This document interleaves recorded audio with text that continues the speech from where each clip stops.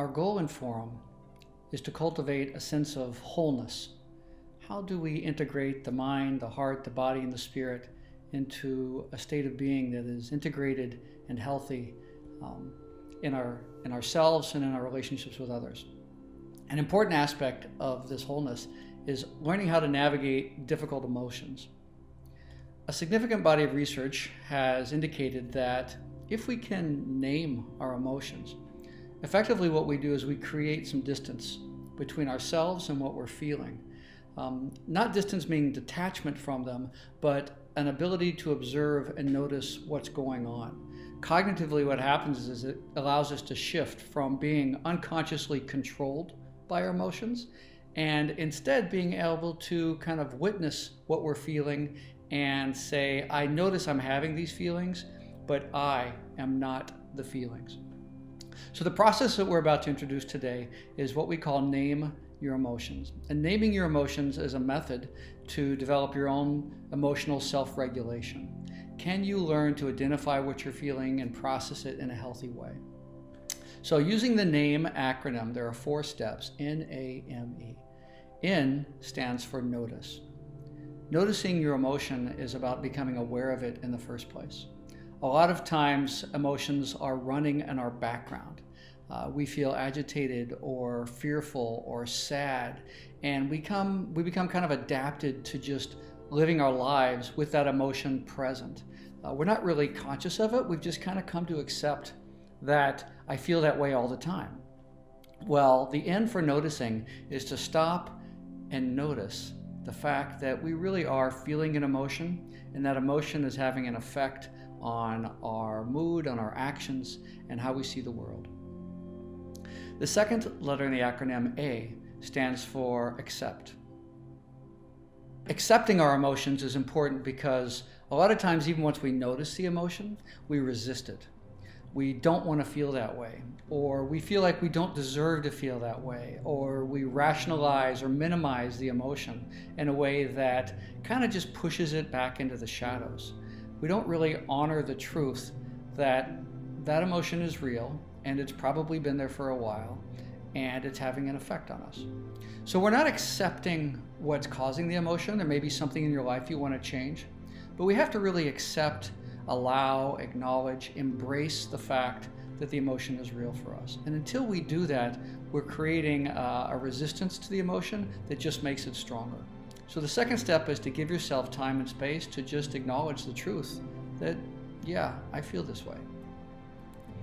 The third step in the acronym M is for mapping the emotion. So if you think about visualizing a map, and if you look at the map and you're trying to find something on it, one of the things that you'll first do is locate where on the map is it.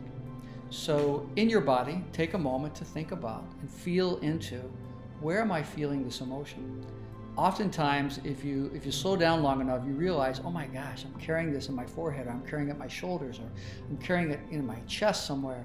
And so if you can locate this feeling, you can bring yourself into the present moment and really honor how it's appearing for you right now.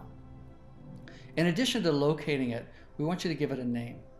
And the more specific you can be with the description of this emotion, the better. So it may be at first a very broad emotion, like I'm angry. But if you hold on to it for a moment and really sit with it, is it anger? Is it agitation? Is it irritation? Is it rage?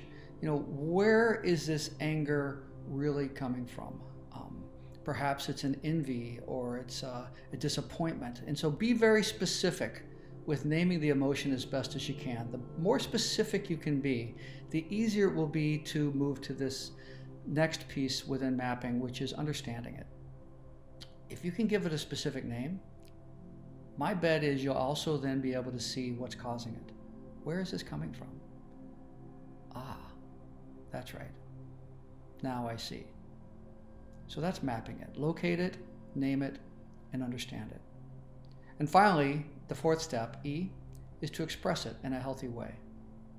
Now that you've recognized, I feel this way, I'm honest and I accept that I feel this way, I can name it and understand where it's coming from. Now I need to express it. And so how do I get this emotion out of my body in a healthy way? Maybe I need to just say out loud, this is how I'm really feeling and why. Maybe I need to go speak with someone, that this emotion is coming up because of a relationship. Maybe I want to journal it out and write and write and write and write until I get all of it out of my system. Maybe I need to go run around the block or use some sort of physical exercise to get it out of my body. Whatever works for you that is healthy and constructive, that doesn't in some way create destruction or damage to another person in an inappropriate way, that's a healthy way to express it. If you don't finish this last step of expressing it, you stop with just understanding it, but you don't get it out, it's still going to sit there for a while. So we hope that this process gives you an easy way to recognize when you're feeling something heavy and how to navigate through the complexity of an emotion that might otherwise be preventing you from stepping into your whole self.